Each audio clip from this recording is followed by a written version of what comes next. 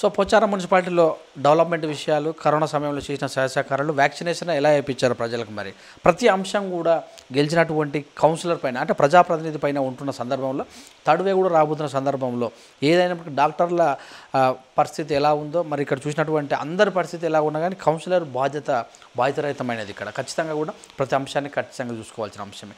Development కావచ్చు, ప్రభుత్వ పథకాలు కావచ్చు, రోడ్లు కావచ్చు, స్ట్రీట్ లైట్ కావచ్చు, మంచినీళ్ళు కావచ్చు, ఇవన్నీ వాళ్ళకు మురుగునీటి వ్యవహారం కూడా వర్షాలు వస్తున్న సందర్భంలో ఎలాగ టేక్ కేర్ చేస్తున్నారు అంశాన్ని మనం తెలుసుకుంటాము. 11వ వార్డు నుంచి గెలిచినటువంటి మరి నల్లవెల్లి లక్ష్మీ శేఖర్ గారు ప్రస్తుతం మాట్లాడుతున్నారు. వారిని అడిగి వారి మాటల్లో తెలుసుకుందాం. నమస్తే. నమస్తే సార్. సుదీర్ఘ రాజకీయ జీవితం మీది, ఎన్నో ఆటుపోట్లు చూసుంటారు, కానీ అంతిమంగా మాత్రం ప్రజాప్రతినిధి గెలవటమే, ప్రజల మనలో పొందటమే. గెలిచారు, కానీ 2 నెలల్లోనే కరోనా కబలించింది. ప్రజలకు సేవ చేసుకున్న ఉన్నప్పటికీ కూడా ఎక్కువ సేవ చేయాల్సిన పరిస్థితి, ప్రతి ఒక్కరిని మందలించవలసిన పరిస్థితి. సో మొదటి కరోనా మిమ్మల్ని ఎంత మేరకు సహాయ సహకారాలు అందించేలా చేసింది?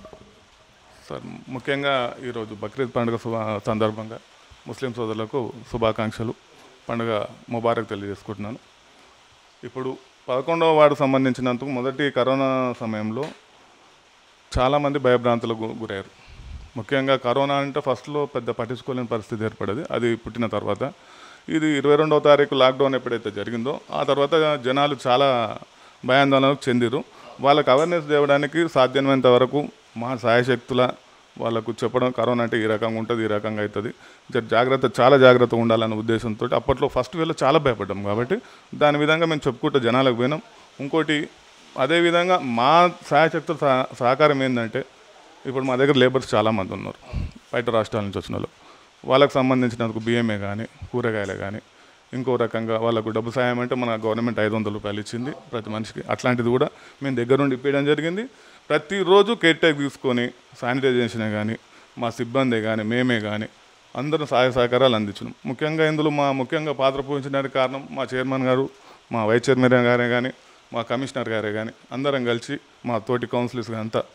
ఇందులో ముఖ్యంగా మాకు సహకరించిన యువజన సంఘాలు, మా యువజన సంఘాలు చాలా బాగా మాకు సహకరించినాయి. ఏదైనా అవేర్నెస్ విషయంలో కానీ, లాకప్ బందీ, రోడ్డు బందీ చేయడంలోనూ, పబ్లిక్ బయట తిరగనియకపోవడంలో అట్లాంటి చాలా వరకు చేశారు. వాళ్ళకి అవేర్నెస్ తేవడానికి ఈ రకంగా ఉంటుంది, ఈ రకంగా ఉంటుంది, ఇలా జాగ్రత్తగా ఉండాలనే ఉద్దేశంతో చేయడం కూడా జరిగింది. చాలా మేము దానికి సంబంధించినంత వరకు చాలా చేసినామండి. మన కేసులు నమోదు రికవరీ రేట్ ఎలా ఉంది? ఫస్ట్ సారి అప్పట్లో మాత్రం 100% రికవరీ జరిగింది. మేబీ ఎక్కడో ఒకటి జరిగి ఉంటుంది, కానీ మా దగ్గర మాత్రం అప్పట్లో ఏం జరగలేదు. మొత్తమే రికవరీ, 100% రికవరీ. మరి తర్వాత వరదలు వచ్చినాయి కదా, ఆ ప్రభావం ఎలా ఉంది మీ యొక్క వార్డులో? అక్కడ కూడా మాకు ఏంటంటే సార్ కొద్దిగా వంపు ప్రాంతమే. అక్కడ పైనుంచి కొద్ది నీరు వస్తుంది. ఆ నీరు రావడం వల్ల మా రోడ్లు జలమయం కావడం జరిగింది. కొన్ని పాతిన్లు కూడా కుంగిపోయినాయి. దానికి సంబంధించినవి కూడా మేము కొంత హెల్ప్ చేసినాం. వాళ్ళకు కూడా సహాయ సహకారాలు అందించినాం. రికవర్ అయిందా? మళ్ళీ వర్షాకాలం ఈసారి కూడా బాగా వర్షాలు వచ్చే సందర్భంలో అది చాలా వరకు మాకు సంబంధించినందుకు మా మున్సిపల్ వచ్చిన తర్వాత మోరీలే కానీ, రైనేజ్ సంబంధించిన కొన్ని అక్కడక్కడ ఆటపాట్లు ఉన్నాయి కూడా, వాటిని కూడా మేము చేయడం జరిగింది. మ్యాక్సిమం చేయడం జరిగింది. ఇంకా కూడా కొద్దిగా ఉంది. ఈ సంవత్సరంలో కూడా మొత్తం అది కూడా క్లోజ్ చేస్తాం. దానికి మేము 100% ఉన్నాం. మా కౌన్సిల్లో కూడా ప్రతి విషయం మీద, డ్రైనేజ్ మీద, ఈ వంప ప్రాంతాల మీద వచ్చే మురికి కాలువ మీద, వీటి మీదనే ఎక్కువ ఫోకస్ చేస్తున్నాం. ఎందుకంటే దీనివల్ల మనకు ఇబ్బంది జరగదు. మీరు సీజనల్ వ్యాధులు వచ్చే అవకాశం, దాన్ని కూడా మేము దృష్టిలో పెట్టుకొని చేస్తున్నాం. ముఖ్యంగా డ్రైనేజ్ సిస్టమ్ సఫలీకృతం చేయడానికి ప్రయత్నం చేస్తున్నాం. ఇంకా మేజర్గా మేము ఇంకో కొన్ని పనులు చేయాల్సి ఉన్నాయి. ఇంకా ఎందుకంటే ఈ అన్నోజీకి సంబంధించిన ఈ మురికైతే ఏదైతుందో దీనికి సంబంధించిన డ్రైనేజ్ ఎందుకు ఇప్పుడే ఎక్స్ప్లాయిటేషన్ అవుతున్న ఏరియా ఇది. ఇక్కడ బహుళ అంతస్తులు వస్తున్నాయి. రేపు పొద్దుగాల ఈ డ్రైనేజ్ అంతా మాకు ఇబ్బంది జరిగే అవకాశం ఉంటుంది. కానీ దీన్ని ఇది ఒక్కటేసారి తీసుకెళ్ళి మూసీలో కలపాలన్న సదుద్దేశంతో అక్కడ ఉన్న రైతులతో కూడా చర్చలు జరపడం జరిగింది. మా చైర్మన్ కానీ, వైస్ చైర్మన్ కానీ వాళ్ళు కూడా సంసిద్ధంగా ఉన్నారు. అందులో రైతులో భాగంగా మా భాస్కర్ గారు కూడా, ఆయన కూడా ఒక రైతే, అక్కడ రైతే, వాళ్ళు కూడా సంసిద్ధంగానే ఉన్నారు. వాళ్ళు కూడా చేయడానికి ఉన్నారు. మేము అది చేయడానికి 100% ప్రయత్నంలో ఉన్నాం. చేస్తాం, అది 100% చేస్తాం. సో తర్వాత మళ్ళీ సెకండ్ ఫీవర్ సర్వే చేశారు. సో ఎలా ఉంది మరి మీ యొక్క ఫీవర్ సర్వే? కేసీఆర్ కిట్లు కూడా ఇచ్చారు కదా. ఫీవర్ సర్వే అయితే ఇంటింటికి కంపల్సరీ 100% చేసినామండి. చేసిన తర్వాత కూడా ఇక్కడ చాలామందికి మళ్ళీ కరోనా రావడం జరిగింది. అదేవిధంగా నా వార్డులో కొంతమంది 5-6 మంది కూడా చనిపోవడం కూడా జరిగింది. వాళ్ళని కూడా ఇది ఎంత ప్రయత్నాలు చేసినా కానీ మేము వాళ్ళకి సహకరించినాం, హాస్పిటలైజేషన్ ఇచ్చినాం. సాధ్యమైనంత వరకు మా సహాయశక్తున్నంత వాళ్ళు చేసినా కానీ అయినప్పటికీ కొంతమంది జరిగింది, ఆ రకంగా కూడా జరిగింది. సరే, గవర్నమెంట్ మాత్రం 100% మాకు అన్ని విధాలు ఫుల్ ఫ్లెజ్డ్గా అన్ని సహకరించింది. వ్యాక్సినేషన్ కూడా వచ్చింది కదా, 18 సంవత్సరాలు కూడా వేసుకోవాలని చెప్పి మీరు సెంటర్లు ఏర్పాటు చేయడం కానీ, మరి ఎవరెవరు కోఆపరేషన్ చేశారు అక్కడ మార్కెట్లో ఎక్కువ పని చేసే వాళ్ళని, స్ట్రీట్ వెండర్స్ను, సో వీళ్ళు ఎలా చేశారు, వాళ్ళకి ఎలా అవేర్నెస్ చేశారు? సరే, ఇక్కడ చూడండి సార్, ప్రతి ఒక్కరికి వ్యాక్సినేషన్ ఇచ్చినాం. ముందు ఫస్ట్ ఆఫ్ ఆల్ మా సిబ్బందికి ఇచ్చినాం. మా సిబ్బంది పని చేస్తున్నారు, శానిటైజర్ పనిలో బాగా ఉన్నారు. మా సిబ్బంది నుంచి మొదలు పెట్టుకుంటే ప్రతి ఒక్కరికి, స్ట్రీట్ వెండర్స్ కూడా ప్రతి ఒక్కరికి పిలిచి వ్యాక్సినేషన్ ఇచ్చినాం. 18 years అబవ్ ఉన్న వాళ్ళు ప్రతి ఒక్కరికి ఇవ్వడం జరిగింది. అదేవిధంగా అన్నోజు కూడా సంబంధించిన నా పాత విలేజ్ 11వ వార్డులో ప్రతి ఒక్కరు ఇంటింటికి వెళ్ళి ఈ ఇంజెక్షన్ మీద, ఈ వ్యాక్సినేషన్ మీద వాళ్ళకి నేను అవగాహన చేయించే విధంగా మా యూత్ ఒక 4 పిల్లల్ని తీసుకొని వాళ్ళకి చెప్పి వేయించుకోండి అని చెప్పి పంపించడం కూడా జరిగింది. వాళ్ళకి అవసరమైతే వాళ్ళకి బండిచ్చి పంపించడం కూడా జరిగింది. మా పిల్లలు ఆ విధంగా సహకరించారు, మాకు వేయించినాం.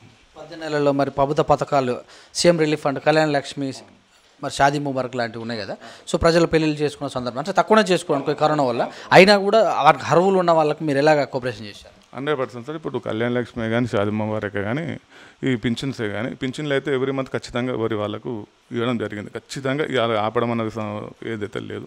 సరే, ఇప్పుడు కళ్యాణ లక్ష్మిలు కూడా, షాదీ ముబారక్ ఎంత తక్కువ రేట్లో జనాలతో చేసుకున్న పెళ్ళిళ్ళు ఎక్కడ చేసుకున్నా, ఏం చేసుకున్నా కానీ వాళ్ళకు కూడా కళ్యాణ లక్ష్మి మా గవర్నమెంట్ తరఫున ఏది ఉన్నా కానీ, మా గవర్నమెంట్ తరఫున వచ్చిన ఏది కానీ మేము ఆపలేదు, మా గవర్నమెంట్ కూడా ఆపలేదు. ఖచ్చితంగా వాళ్ళకు సఫలీకృతం అయితే అయింది. సో రేషన్ కొత్త కార్డులు తీసుకోవాలని చెప్పారు. అలాగే చూసినట్టయితే ఇప్పుడు రైతు బంధు, రైతు బీమా లాంటి మీ యొక్క వార్డులో ఏమైనా వర్తిస్తుందా? సార్, తప్పకుండా రైతు బంధు మా వార్డులో, నాకున్న వార్డులో ఇప్పుడు అగ్రికల్చర్ ల్యాండ్ కూడా, అగ్రికల్చర్ చేసుకునే ఉన్న వ్యవసాయదారులు కూడా ఉన్నారు. వాళ్ళకు రైతు బంధు వచ్చింది, వాళ్ళకు కూడా రైతు బంధు సాపీగా చేయించడం కూడా జరిగింది. ఇప్పుడు కొంతమంది అంతా పాత రైతులు ఉన్నారు, వాళ్ళకు ప్రతి సంవత్సరం వచ్చినట్టుగా ఈ సంవత్సరం కూడా వస్తుంది. ఈ కొత్తగా తీసుకున్న వాళ్ళు కూడా కొంతమంది వాళ్ళకు కూడా రావడం జరిగింది. వైకుంఠ ధామాల పరిస్థితి 100%. వైకుంఠ ధామ విషయంలో మాత్రం మేము ఎక్కడ కాంప్రమైజ్ కావట్లేదు సార్. మాకు సంబంధించినందుకు మాకు వచ్చిన ఎల్ఆర్ఎస్ ఫండే కానీ, ఇంకా గవర్నమెంట్ నుంచి వచ్చిన ఫండే కానీ ఏదైనా ఉంటే దాని డెవలప్మెంట్ మాత్రం సూపర్ చేయడం జరుగుతున్నది. ఇప్పుడు ఇంకా పనులు ఇంకా కంప్లీట్ కాలేదు, ఇంకా అవుతున్నాయి. ఇప్పుడు 35 లక్షలతో ఎస్టీ వైకుంఠ ధామం కూడా చేయడం. ఇప్పుడు మాకేంటంటే ఎస్టీ అని, జనరల్ అని, ఇట్లా ఎస్టీ అని 3 రకాలుగా ఉన్నాయి. ఆ 3 రకాలకు కూడా దానికి సంబంధించిన బడ్జెట్లు కేటాయించడం, తీర్మానాలు చేయడం జరిగింది. దానికి ఒక పార్కు, నందనవనం పార్కు లాగా తీర్చిదిద్దనే ఉద్దేశంతో మా ఆలోచన. పార్కులు ఏమైనా ఉన్నాయా? మీరే పార్క్ ఒకటి యాదాద్రి పార్క్ అని చెప్పేసి మనం ఇక్కడ ఎస్టాబ్లిష్ చేయడం జరిగింది, సర్వే నెంబర్ 62లో.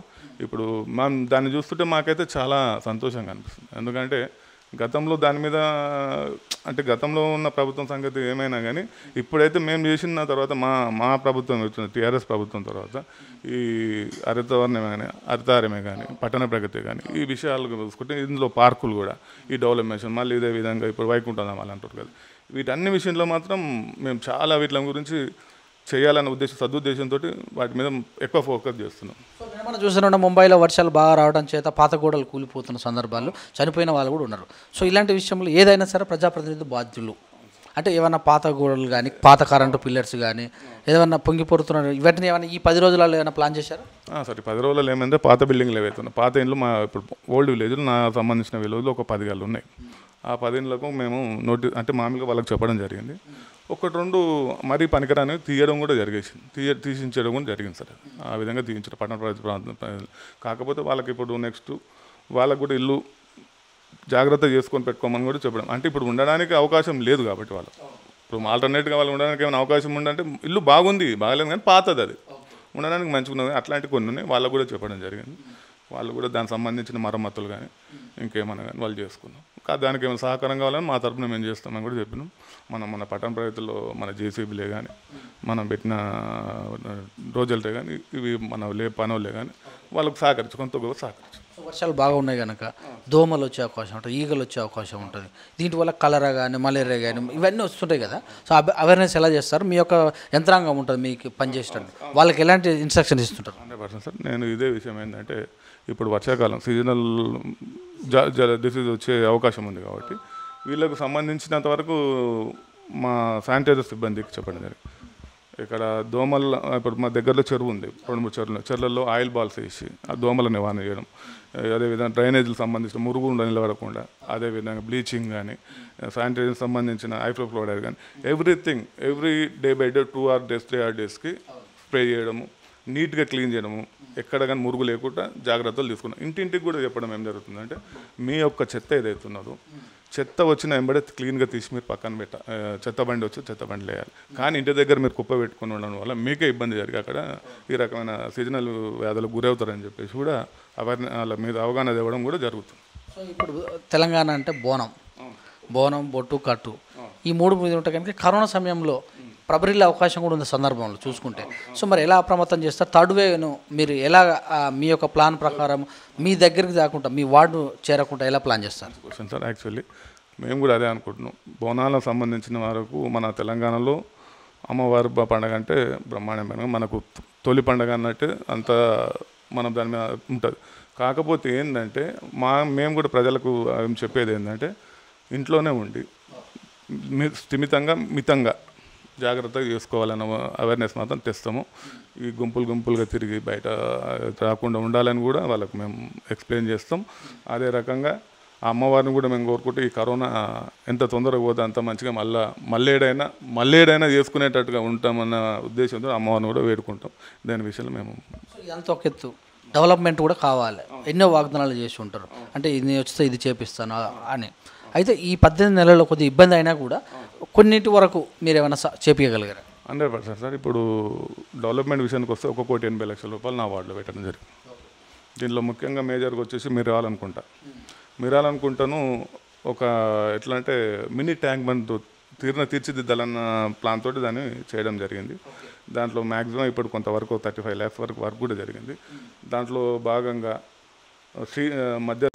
రోడ్డు స్ట్రీట్ మధ్య లైటు, మళ్ళీ అదేవిధంగా ముఖ్యంగా బతుకమ్మ ఘాటు ఇవన్నీ వేసి ఒక సుందరంగా మన ఇక్కడ ఉన్న మున్సిపాల్, ఇప్పుడు మేజర్ మున్సిపాల్ ఇక్కడ నియర్ బై ఇక్కడ 3 లక్షల మంది జనాలు ఇక్కడ ఉంటున్నారు. ఓట్లు తక్కువైనప్పటికీ కూడా వచ్చిపోయే వాళ్ళు రేపు ఇంకెక్కువ ఉంటారు. కాబట్టి బతుకమ్మ కోసం ప్రతి ఒక్కరు ఆడికే రావాల్సిన అవసరం ఉంటుంది. అట్లాంటి ఉద్దేశపూర్వకంగా దాన్ని చేయాలను. అది ఆల్రెడీ పని నడుస్తుంది. ఇంకోటి డ్రైనేజ్ సంగతి కూడా మేము చెప్తాం మీకు. ఇప్పటికీ నేను 3-4 డ్రైనేజ్ కంప్లీట్ చేయడం జరిగింది. అంటే ఏరియా వైజ్గా లక్ష్మీనరసింహ కాలనీ కానీ, ఇంకో ఇక్కడ ఎస్టీ కాలనీ ఒకటి ఉంది, ఆ కాలనీలో కానీ, మళ్ళీ అదేవిధంగా మధ్యలో ఇంకా అక్కడక్కడ చిన్న రిపేర్స్ ఉన్నా కానీ ఆ రకం కూడా పనులు చేయించడం జరిగింది. ఇస్మాగా వైకుంఠధామ విషయం మీకు చెప్పడం జరిగింది. 35 లక్షలు ఆల్రెడీ దాన్ని కూడా పెట్టడం జరిగింది. అది అండర్ వర్క్లో ఉన్నది, అది కూడా నడుస్తుంది. డెవలప్మెంట్ విషయంలో మాత్రం ఏడా కాంప్రమైజ్ కావట్లేదండి. ఒక నల్ల ఖరాబ్ అయినా కానీ, ఒక మోరిల మాన్యువల్ ఖరాబ్ అయినా కానీ దాన్ని మాత్రం కంపల్సరీ ఇమ్మీడియట్లీ చేయిస్తున్నాం. దాని విషయంలో కౌన్సిలర్ రిజర్వేషన్ పాస్ చేపిస్తున్నాం. ఏది ఉన్నా కానీ ఇప్పుడు ప్రజలకు ఏది కోరితే సార్ అది మ్యాక్సిమం చేస్తున్నాం. అది అవసరం అనుకున్నది, ఖచ్చితంగా ఇది అవసరం అనుకున్నది, మన అవసరం. అది అవసరం లేనిదైతే కాదు, అవసరమే ఉన్నది. మన దాని విషయంలో మాత్రం 100% మా కౌన్సిల్లో మా చైర్మన్ గారని, మా వైస్ చైర్మన్, మన కమిషనర్ గారు కూడా మాకు చాలా మంచి సహకారం ఇస్తున్నారు. ఎందుకంటే తనకు కూడా అవగాహన ఉన్నది, మంచి ఇది ఉన్నది సార్. ఆయన మాకు కూడా మంచి సహకారం చేస్తుండు. పాపం ఆయన కూడా ఏదానికైనా సరే ఇది అవసరం అన్నదానికి మాకు చేస్తాం. మొత్తమే చూసి స్ట్రీట్ లైట్ అంటే ఇప్పుడు దాదాపుగా కూడా చాలా ఏరియాలలో థర్డ్ ఫేజ్ అంటే ఓన్లీ స్ట్రీట్ లైట్ వైండింగ్ వరకు ఆఫ్ చేయడం, ఆన్ చేయడం. అంటే కరెంటు కూడా చాలా ఎక్కువ ఖర్చు అవుతుంది. ఆ ఫండ్ కూడా ఇది ఏదైతే మున్సిపాలిటీ నుంచి కట్ చేసుకున్న సందర్భంలో తగ్గించడానికి ప్లాన్ ఏమైనా చేస్తుండ్రా? అంటే ఇప్పుడు తగ్గించడం అంటే ఒకటే సార్. ఇప్పుడు నేను ఏమంటున్నానంటే తగ్గించాలి, కొద్ది గొప్ప తగ్గించడం బెస్ట్. ఇప్పుడు స్ట్రీట్ లైట్ విషయం కోసం మేము 100% మందికి మంచిగా వేయడం మాత్రం ప్రాబ్లం లేకుండా చేస్తున్నాం. 100% అయితే చేస్తున్నాం. అదైతే ఓకే. కేటీఆర్ బర్త్డే పురస్కరించుకొని 3 కోట్ల మొక్కలు నాటాలన్నటువంటి సంతోష్ గారి ప్లాన్ వరకు మీరు ఎలా చేసే అవకాశం? తప్పకుండా సార్. ఈ విషయంలో 100% మాకు యువజన సంఘాలు ఉన్నాయి. మాకు ముఖ్యంగా ఏంటంటే నేను కూడా యూత్ సభ్యుని, ఒక సూర్య యూత్ అని మాకు యూత్ ఉంది. ఆ యూత్లో నేను సభ్యుని. మా కాక గారు కూడా అప్పట్లో వ్యవస్థాపకులు మా కొండలేడే కానీ, మా భాస్కర్ కాకనే కానీ, మా కొండలేడే కానీ, నేనే కానీ, మాకు కొంతమంది ఉన్నాం. అది ఎక్స్లాబిషన్ చేసి ఇంచుమించు ఈరోజు ఒక 300 మంది తోటి ఉందండి యూత్. ఆ యూత్ ప్రతి ఏటా మేము అంత చేస్తాం. అందులో సాధ్యమైనంత వరకు మేము మొన్న కరోనా టైంలో కూడా మా యూత్ తరఫున ప్రజలకు హెల్ప్ చేయడం, బియ్యం పంపిణీ కానీ, కూరగాయల పంపిణీ కానీ, వ్యక్తిగతంగా హాస్పిటలైజేషన్కి వస్తున్న ట్యాబ్లెట్లు పంపిణీ కానీ, రక్తదాన శిబిరాలే కానీ, హెల్త్ చెకప్లే కానీ, ఇలాంటి ఎన్నో మేము చేసినాం. మా యూత్ తరఫున చేసుకుంటా మాకు పార్టీ తరంగా మాకు సహకరిస్తూ ఇది ఇంకో రకంగా మాకు సాధ్యమైనంత వరకు చేసినాం. ఇక ఈ ఉద్దేశపూర్వకంగా కేటీఆర్ బర్త్డే సందర్భంగా కూడా మేము ప్రతి ఇంటికి చెట్లు నాటుతున్నాం. ఆయనకు సంబంధించినంత కూడా ఒక 1000 చెట్లు నాటడానికి మేము కూడా చేస్తాం ప్లాన్లో ఉన్నాం. యువతకి ఏం సందేశం ఇస్తారు? ముఖ్యంగా సార్ యువతకు ఒకటే సార్, అన్ని విధాల గవర్నమెంట్ సహకరిస్తున్నప్పుడు మనం గవర్నమెంట్కు సహకారం మనం కూడా చేయాలి. ఇంకోటి ఏంటంటే పెడదాన్ని పట్టకుండా చాలా బాగుంటుంది. ఈ రోజులలో కొద్దిగా చిన్న చిన్న దానికి అడిక్టెడ్ అవుతుంటారు, ఇంకో రకంగా కానీ ఇంకో రకంగా అవుతుంది. అలా కాకుండా మనం ఒక పౌరునిగా పుట్టినందుకు తల్లిదండ్రులకు మంచి పేరు తెస్తూ, దేశానికి మంచి పేరు తెస్తూ, రాష్ట్రానికి కూడా మంచి పేరు తేవాలని. ముఖ్యంగా రాజకీయంలోకి రావటం పైన అవగాహన, మీకు ఇన్స్పిరేషన్ ఎవరు? చాలామంది ఒక వివేకానందులు అని అంటే వాళ్ళ నుంచి తీసుకుంటారు, కొంతమంది ఒక్కొక్కరు ఒక రాజకీయ నాయకుని పేరు. మీకు ఇన్స్పిరేషన్ ఎవరు? మీరు ఎందుకు రాజకీయంలోకి వచ్చారు? గతంలో నేను చిన్నప్పుడు బాల్యం విషయం వస్తారకి నేను వచ్చేసి చిన్న స్పోర్ట్స్ ప్లేయర్నే. క్రికెట్ స్టేట్ మీట్ ఆడినాను. నాతో పాటు మా ఫ్రెండ్ కృష్ణమూర్తి ఉన్నాడు, ఆయన నేను కలిసి ఆడడం కూడా జరిగింది. అదేవిధంగా ఉద్యోగం కూడా చేసిన సార్ నేను, government employee. 8th battalion Kondapur ఏపీఎస్పీలో 95 బ్యాచ్. నేను 10 సంవత్సరాల సర్వీస్ కూడా చేశాను. అప్పట్లో సర్వీస్ కూడా చేసి పోలీస్ డిపార్ట్మెంట్లో మన ఉమ్మడి ఆంధ్రప్రదేశ్ ఉన్నప్పుడు, ఉమ్మడి ఆంధ్రప్రదేశ్లో ఉన్నప్పుడు 24 జిల్లాల్లో ఇంచుమించు పనిచేసిన. ఏపీఎస్పీ అంటే యాంటీ నక్సల్స్లో పనిచేసిన, కొద్దిగా ఆ రకం కూడా పనిచేయడం జరిగింది. తర్వాత ఇక కొన్ని దూరభారాలు అంటే ఇంటి దగ్గర అమ్మ నాన్నని చూసుకోవడము, కొద్దిగా దూరం ఉండడము, ఇక కొన్ని సందర్భాలు ఇక సరే ఉద్యోగం మానుకోవడం కూడా జరిగింది. ఇక అదేవిధంగా నెక్స్ట్ రాజకీయంగా అంటే చూడండి సార్, నాకు వచ్చిన తర్వాత మాకు అప్పటికే యూత్ మేము 96లో ఎస్టాబ్లిష్ చేసినాం మా సూర్య యూత్ని. 96 కదా, 96లో ఎస్టాబ్లిష్ చేసినప్పుడు అప్పటి నుంచి కూడా మాకు ఇది సోషల్ వెల్ఫేర్ దాని మీద మాకు మంచి పట్టు ఉందండి. అదేవిధంగా మేము చేయమని మంచి అలర్ట్ చేయాలన్న ఉద్దేశంతో మేము చేసుకుంటూ వచ్చినాము. ఇక అదేవిధంగా ఇప్పుడు మాకు రాజకీయంగా మాకు ఉన్న గురువులు అంటూ ఉన్నారు, అందరూ చాలామంది ఉన్నారు. మాకు వాళ్ళ అడుగుజాడలను నడుచుకుంటూ వస్తున్నాయి ఇప్పటికి కూడా. వాళ్ళు మా మన్ననలు వాళ్ళని స్వీకరిస్తారు. వాళ్ళకు ఉంటే మా అభిమానం, మాకు మంచి చెడ్డ నేర్పి ఇప్పుడు కూడా నేర్పుతారు సార్. మాకు మంచి చెడ్డలు ఏమైనా ఉంటే ఇట్లా కాదు ఇట్లా చేసుకోవాలని మాకు అదే. ఇప్పుడు శేఖర్ సంతోషంగా ఉంటాడు. థ్యాంక్ యూ సార్, నేను సంతోషం, ఎప్పుడు సంతోషంగా. అదైతే వాస్తవం 100%. దీంట్లో నేను ఎన్నడూ కాంట్రవర్సీ అయింది, నాకు ఇట్లా అయింది, నాకు ఇట్లా కావాలి, ఇది కావాలని నేను లేదు. వర్క్ చేయడానికి నేను రెడీ. వర్క్ విషయంలో మాత్రం మైండ్ఫుల్గా ఖచ్చితంగా చేయాలన్న అది కూడా ఉంటుంది, పట్టుదల ఉంటుంది. సరే ఎన్నిసార్లు ఎదురు దెబ్బలు తగిలినా కానీ నేను దానికి వెనుకబడను, ఇబ్బంది పడను. లక్ష్యాలు ఏమైనా ఉన్నాయా? ఇంకా లక్ష్యాలు అంటే సార్ మంచి చేయాలంతే, పేరు రావాల్సిందంతే, అంతకు మంచి ఇంకేం లేదు. ఇంకా ఉదయం సార్ నేను 6-6:30కి వాకింగ్ పోతా.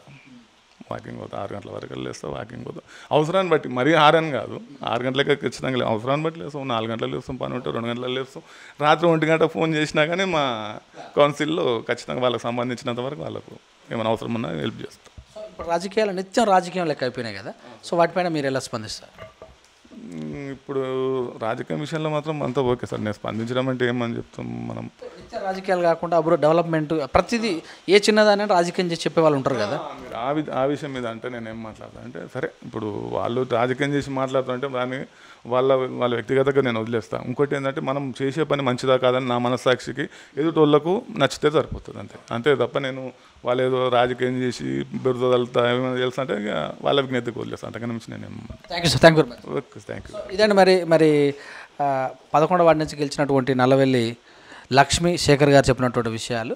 మరి కరోనా సమయంలో వారు చేసినటువంటి సహాయ సహకారాలు, అలాగే చూసినట్టయితే మరి గత కొన్ని సంవత్సరాల నుంచి కూడా వివిధ పార్టీల్లో పనిచేస్తూ తన యొక్క అనుభవాన్ని అంతా కూడా సేకరిస్తూ డెవలప్మెంట్ విషయంలో కానీ, ఇక్కడ చైర్మన్ కావచ్చు, వైస్ చైర్మన్ కావచ్చు, కమిషనర్ కావచ్చు, మరి అలాగే మల్లారెడ్డి గారి సహాయ సహకారాలతోటి తన యొక్క వార్డులో ఉన్నటువంటి మురుగును తరలించే విషయంలో కానీ, స్ట్రీట్ లైట్ వేయించే విషయంలో కానీ, మరి వైకుంఠ ధామాల విషయంలో కానీ, హరితహార కార్యక్రమాల విషయంలో కానీ, వివిధ డెవలప్మెంట్ ప్లాన్లు అన్నీ కూడా 18 నెలలలో ఒక్కొక్కటిగా నెరవేర్చుకుంటూ వస్తూ ముందుకెళ్తున్నారు. ఆ యొక్క అంశాలు మనతో పంచుకోవడం జరిగింది. చూస్తున్నాను with news cameraman శ్యామ్తో me Suresh Dandu, Pocharam.